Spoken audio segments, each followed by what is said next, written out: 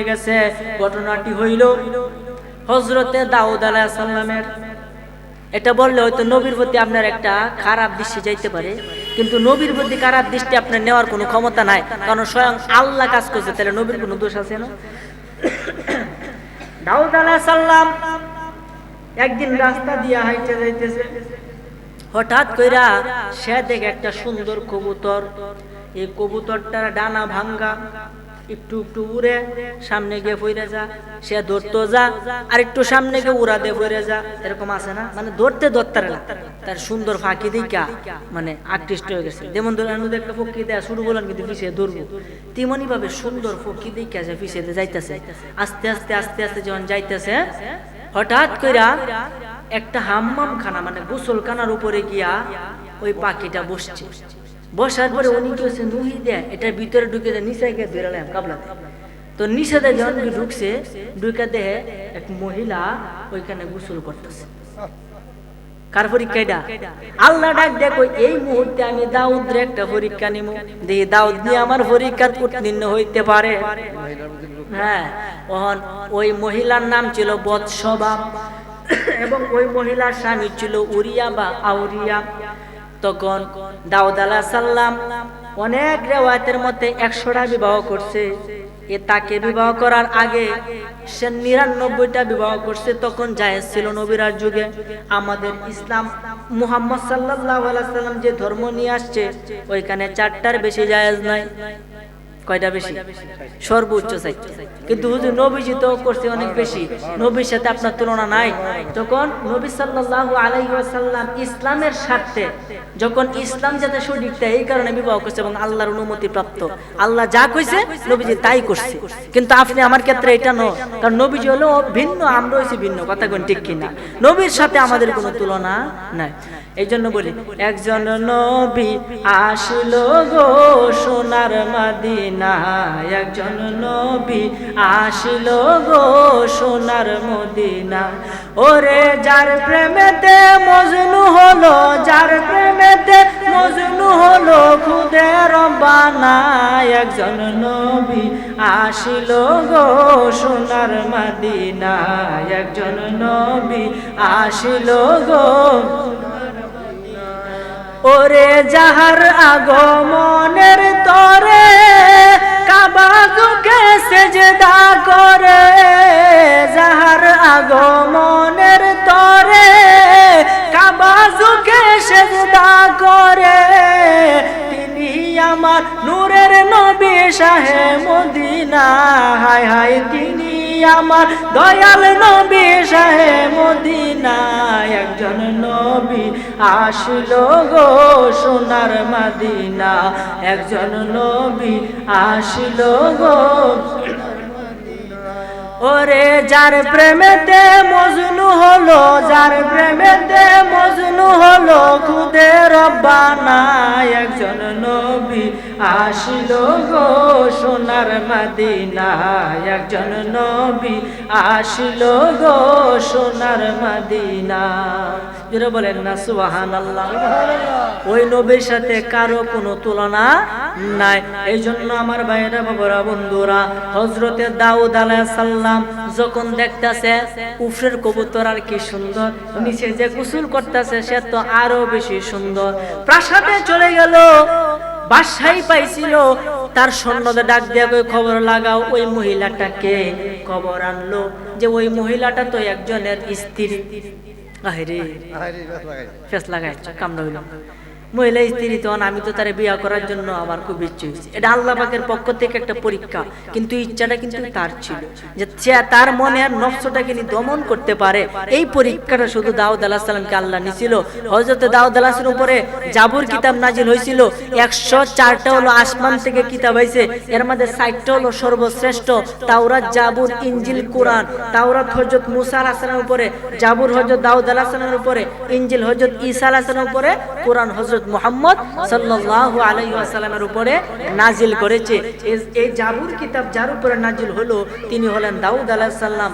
ওনার কণ্ঠ এত সুন্দর ছিল, উনি যখন জাবুর কিতাব পাঠ করতেন সমুদ্রের মাছ, উপরের পশু পাখি তার তেলাওয়াত শুনতে। বলেন সুবহানাল্লাহ।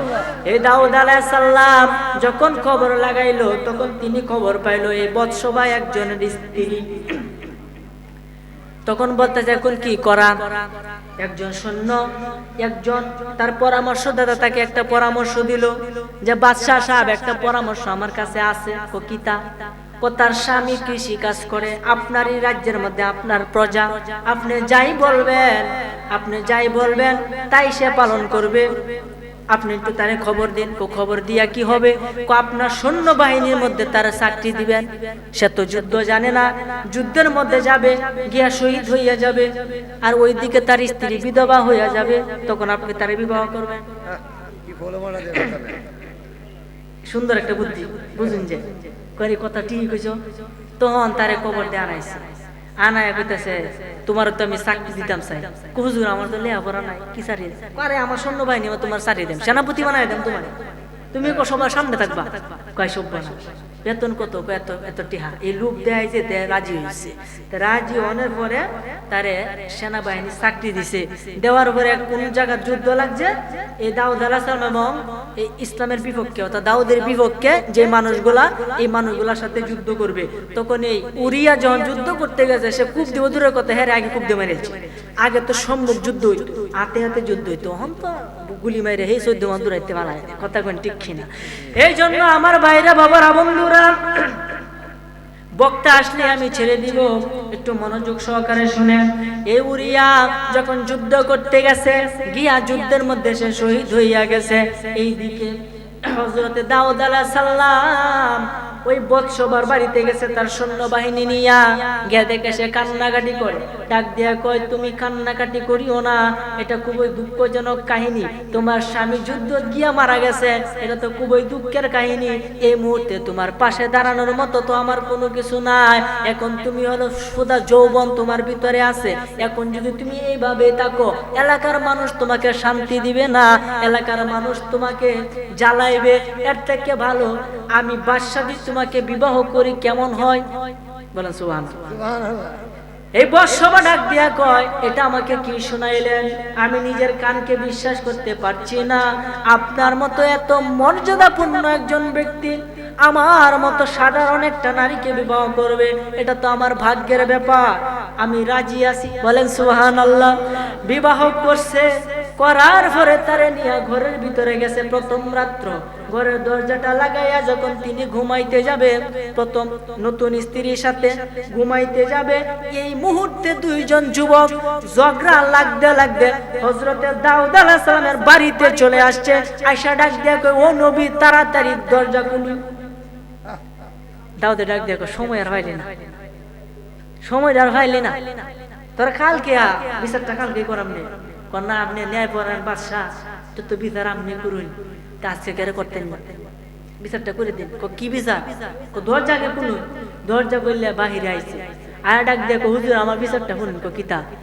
আমার একটা মাত্র ছাগল, আর ওই বেটা 99টা ছাগল। এই 99টা ছাগল তুই আমার একটা করে নিত জব দে। কত তো দিয়ে এই মে তুই 99টা ছাগল তুই এক ছাগল কেন নিলা? হুজুর বেশি রাউরে নেই। কে রে? 99টা আমার আছে, একটা লাগে 100 পূরণ হয় না, আমি 100 পূরণ করলাম। বলেন সুবহানাল্লাহ। এর লাগে তুমি 100 পূরণ করবে, তো একবার অন্যায় কাজ করছো। কেন হুজুর, যার ঘরের ভিতরে 99 জন স্ত্রী থইয়া যে ব্যক্তি আরেকজনের স্বামীকে প্ররোচনায় ফালাইয়া একবারে কৌশলে বিবাহ করে, এটা কি অন্যায় না? এটা কইয়া দুইজন যুবক চলে গেছে। আর দাউদ আলাইহিস উপর দিকে তাকায়া করে, এরা তো মানুষ না, এরা তো ফেরেশতা, আমার চোখ তো খুলে গেছে, আমি তো অন্যায় করছি। ডাক দে কয় মাওলা আমারে তুমি ক্ষমা করে দাও। কেলাকার এই কেলা ডাকা কেউ বুঝিতে পারে না রে আমার আল্লাহ পাকের খেলা, কেউ বুঝিতে পারে না রে আমার মাওলা পাকের খেলা। ওরে জোর করিয়া বুঝতে গেলে তার ঘটে মৌতের জ্বালা, আরে জোর করিয়া বুঝতে গেলে তার ঘটে মরণ জ্বালা। কেউ বুঝিতে পারে না রে আমার আল্লাহ পাকের খেলা। জুড়ে বলেন সুবহানাল্লাহ। দাউদে ডাক দিয়ে কয় মাওলা তুমি আমারে ক্ষমা কইরা দাও, আমি জীবনে অনেক বড় ভুল করছি, এই ভুলের মাসুল আমি কিভাবে দিব? যখন বারবার ক্ষমা চায়, বারবার ক্ষমা চায়, আমার আল্লাহ ডাক দিয়া কয় দাউদ কিতা হইছে? সুবহানাল্লাহ। আল্লাহ কি জানে না? আল্লাহ জানে, জানার পরে দাউদ কিতা হইছে? আল্লাহ আমি এরকম এরকম করছি, পরে তো আমার তে মাফ ছেলে কাম হইতো না। কারণ হক হইছে দুই প্রকার, এক হলো হকুল্লাহ, আরেক হলো হকুল ইবাদা। একটা মানুষের হক, একটা আমি আল্লাহর হক। আমি আল্লাহর হক হলো তুমি নামাজ রোজা রাখবা, আমি আল্লাহ যা যা আদেশ করছি তাই পালন করবা। আর হকুল ইবাদা মানুষের হক যদি নষ্ট করো, কানতে কানতে যদি বুকের সালবা সব তুলে লাও, এরপরে মাফ করতাম না। যেই মানুষের সাথে বিয়াদবি করছো ওই মানুষের সাথে তুমি মাফ চাইতে। এই কারণে আমরা এখন মানুষের কষ্ট করি, মানুষ হয়ে মানুষ মারে, আছে না নাই? আছে। আরে এই দুনিয়ার সবাই মানুষ, এই দুনিয়ার সবাই মানুষ, কারে বলবো মানুষ না, মানুষ না। আমি মানুষ হইতে পারলাম না আজও, আমি মানুষ হইতে পারলাম না। মানুষ হইয়া মানুষ মারে দেখলাম কত এই সংসারে, মানুষ হইয়া মানুষ মারে দেখলাম কত এই সংসারে। কি মানুষ বলিব তারে, কি মানুষ বলিব তারে, সালামেরও নাই জানা, নাই জানা। আমি মানুষ হইতে পারলাম না আজও, আমি মানুষ হইতে পারলাম না। নিজের হাতে 3.5 হাত বানায় আছে মানুষের জাত। কয়াত আপনি? 3.5 হাত। নিজের হাতে সবাই 3.5 হাত। নিজের হাতে 3.5 হাত বানায় আছে মানুষের জাত। মানুষের জন্য আল্লাহ, মানুষের জন্য আল্লাহ নিজে হইছে দিওয়ানা, দিওয়ানা। আমি মানুষ হইতে পারলাম না আজও, আমি মানুষ হইতে পারলাম না। কথা বলেন ঠিক কিনা? এই জন্য আমার ভাইরা বাবারা বন্ধুরা, আল্লাহ ডাক দিয়া কই দাউদ রে, ও দাউদ রে, তুই তো আমার হক নষ্ট করস নাই, তুই তো মানুষের হক নষ্ট করেছস। যা যা যা তার কাছে গিয়া ক্ষমা চা, তাহলে আমি আল্লাহ ক্ষমা কইরা দিব। দাউদ আলাইহিস সালাম ডাক দিয়া কই মাওলা ওই উরিয়ারে আমি হন কই পামু? উরিয়া তো যুদ্ধে গিয়া শহীদ হইয়া মারা গেছে, এখন তার দাফন কাফন হইয়া গেছে, এখন আমি কি করব? আমি তারে কিভাবে আমি তার কাছে ক্ষমা চাইবো? তুমি তার মাজারে যা, তার কবরের মধ্যে গিয়া তুই তার কাছে মাফ চা। সুবহানাল্লাহ। চিন্তা করেন কত বড় আইন। আল্লাহ কিন্তু চাইলে মাফ করতে পারে, আল্লাহরই পরীক্ষা, এটা তার কোনো দোষ নেই, আল্লাহরই পরীক্ষা। এরপরে বলতে তুই তার মাজারও যা। আর আজকে মাজার ভাঙ্গা লইয়া মানুষ আছে না নাই? সমানে মাজার ভাঙতেছে। ভাই রে, মাজার ভাঙতেছ ঠিক আছে, এক সময় তোমার আল্লাহর আড্ডি গুড্ডি এবার ভাঙবো ভাই, মাজার তো ভাঙতেছ। এমনকি কিছুদিন আগে দেখলাম নুরাল পাগলা নামক একজন আল্লাহওয়ালা ব্যক্তি, সেই ব্যক্তি মারা যাওয়ার পরে তার কবর থেকে তার লাশ উত্তোলন করে লাশের মধ্যে পিটাইছে। এমনকি পিটাই শেষ করে নাই, শেষে তারে আগুন দিয়া জ্বালায় পুড়াইয়া দিছে। পৃথিবীর ইতিহাসে কবর থেকে লাশ উঠায় পুড়িয়ে ফেলা এই তৌহিদি নামক জনতা, এরকম কুলাঙ্গারের বাচ্চারা এরকমই কাজগুলা করে। কথা কোন ঠিক কি? মুসলিম হিসাবে কখনো এই কাজ সমর্থিত হতে পারে না, কখনোই না। কোন মুসলমান এই কাজ করতে পারে? কারণ আপনি কাফের বলেন যেটা বলেন, মারা যাওয়ার পরে সে আল্লাহর জিম্মায় চলে যায়, বিচার করে আল্লাহ করবে, মানুষের করে বিচার। কথা কোন ঠিক কিনা? জীবিত থাকতে তুমি একটা কিছু করতে মাইনে নিতাম, মরে যাওয়ার পরে সে আল্লাহর জিম্মায় চলে গেছে, আল্লাহ ইচ্ছা করলে তারে মাফ দিব, ইচ্ছা না করলে সে মাফ করতো না। এটা আল্লাহ পাকের নিজের বিষয়। এখন যদি আপনি বিচার করে লাইন, তাহলে তো আপনি হেলাতে বড় হয়েছেন। নাউজুবিল্লাহ। এই জন্য আমার ভাইরা বাবারা বন্ধুরা, অসুস্থ মানুষ, এরপরেও আমি কথাবার্তা বলতেছি, আপনারা বুঝতেছেন। দাউদ আলাইহিস সালামকে বলে তুমি তার কবরে চলে যাও, তার মাজারে চলে যাও, গিয়া তার কাছে ক্ষমা চাও। বারবার যখন ক্ষমা চাইবা, এক সময় আমি উরিয়ারে জীবিত কইরা দিব, তখন তুমি তার কাছে মাফ চাইয়া ফেলবা। তখন সে তার কবরে চলে গেল, গিয়া কান্না শুরু করলো, কান্না শুরু করলো, কাঁদতে কাঁদতে এক পর্যায়ে আমার আল্লাহ তাআলা তারে জীবিত কইরা দিছে। তখনই উরিয়া ডাক দিয়ে কয়, হে আমার মাথার মুকুট, হে আমার নবী, আপনি কেন আমার কবরের মধ্যে কান্দেন? আপনি কেন আমার কাছে ক্ষমা চান? ডাক দিয়া কই আমি অনেক বড় অন্যায় করছি, তুমি আমারে মাফ করে দাও। ও হুজুর আপনি অন্যায় করতে পারেন না। তো আমি করছি, তুমি আমারে মাফ করে দাও। ও যদি অন্যায় করে থাকে তাহলে আমি উড়িয়ে আপনারে মাফ করে দিলাম। এই কথা বলে সে আবার কবরে চলে গেল। দাউদ আলাইহিস সালাম আল্লাহর ডাক দিয়া কই আল্লাহ এই উড়িয়া তো আমারে মাফ করে দিছে, আমার আল্লাহ ডাক দিয়া কই ক্ষমা তো হয় নাই। ক্ষমা হয় নাই। ও কে রে? তুমি কোন অপরাধ করছো? কি তারে কইছো? না এটা তো কইছি। তুমি আবার কান্না শুরু করো, আবার কান্দে। আল্লাহ তারে আবার জীবিত করছে। হুজুর এখন কান্দন কেরে? আমি কি অপরাধ করছি এটা তো তুমি শুনছো না? না শুনি আমারে মাফ করে দিছো। কি অপরাধ করছে আগে তুমি এটা শুইনা লও। কি অপরাধ করছেন? তোমারে ছলে বলে কৌশলে আমার সৈন্য বাহিনীর মধ্যে তোমারে আমি সৈন্য চাকরি দিয়া আমি কি করলাম? যুদ্ধে পাঠাইয়া পরিকল্পিত ভাবে আমি তোমারে হত্যা করাইয়া তোমার স্ত্রীরে বিবাহ করছি। এই অপরাধ আমার মাফ করে দাও। উজিয়া ডাক দিয়া কয় হ্যাঁ সব লয়ে খেলা চলে, নিজের চোখ লয়ে খেলা চলে না। না আমি মাফ করতাম। ফেসো পড়ছি কিনা? ফেসো এমন ফেসো পড়ছে মাফ করতাম, আমি মাফ করতাম। এই কামটা আপনি নবী হিসাবে কেমনে করলেন? আল্লাহ ডাক দিয়া কয় ওই উরিয়া, হে আউরিয়া তুমি তারে ক্ষমা করে দাও, এটা তার কোনো দোষ নাই। আমি আল্লাহ তারে দিয়া কাজটা করাইছি। বাবা কোরআনের ঘটনা বানায়া বলছি না, কোরআনের ঘটনা যে আমি তারে এই পাপটা আমি নিজে করাইছি, এটা পাপ হবে না, এটা আমার পরীক্ষা। আউরিয়া রে আজকে তুই তারে মাফ করে দে, আমি আল্লাহ তোরে কথা দিলাম হাসরের ময়দানে বিনা হিসাবে তোরে সহ তোর স্ত্রীরে সহ আমি বেহেশত দান করিব। আর জোরে কইনা মে সুবহানাল্লাহ। কার পরীক্ষা? আল্লাহ কেমনে কার পরীক্ষা করে কোন যা। তখন ওই স্ত্রী এসে সংসার করলো, শেষে সুলাইমান আলাইহিস সালাম তার গোত্রে জন্মগ্রহণ করলো। বলেন না সুবহানাল্লাহ। এই সুলাইমান এই ফিলিস্তিনের মসজিদ বানাইছে, মসজিদে আকসা জিন্দারা তিনি বানাইছে, সমস্ত কিছুর বাসা তিনি বুঝলো, দিছে কালা ক্ষমতা। আল্লাহ দিলে মোল্লার কিছু কর আছে না। এই কারণে সবসময় আল্লাহ শান বলি, সবসময় আল্লাহ গুণকীর্তন করবেন। মুয়াজ্জিনে মসজিদের মধ্যে আজান দেয়, আপনি এমনি এমনি ঘুরুন। কেমনে কেমনে কেমনে কেমনে বাবা কি জবাব দিবেন? জবাব দিতেই হবে। এই কারণে আসুন আমার আলোচনা এখানে ইতি টানবো।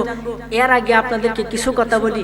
কথাটি হলো আল্লাহ পাক আপনারা আমারে বানাইছে, যেহেতু দুনিয়া থাকবে না, কিয়ামত হয়েই যাবে, সেহেতু আসুন না আজকে থেকে আমরা পরিবর্তন হই। আজকে থেকে নিজের জানকে পরিবর্তন করি, নিজের মানকে পরিবর্তন করি, নিজের স্বভাবকে পাল্টায় ফেলি।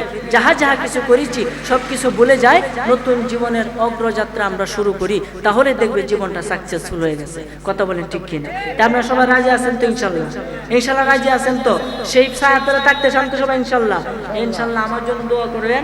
অনেক আলোচনা করেছি, এত আলোচনা করতে পারবো না, আমার যেহেতু অসুবিধা, আমার অসুবিধা লাগতেছে। এরপরেও 1 ঘন্টার উপরে হয়ে গেছে আলোচনা করতেছি। বেশি আলোচনা করলে আবার সমস্যা আছে, এতে আপনারা বিরক্তি লাগতে পারে। মজা তরকারি কিন্তু মজা লাগে যেটা দে, কিন্তু পেট ভরে গেলে আর মজা।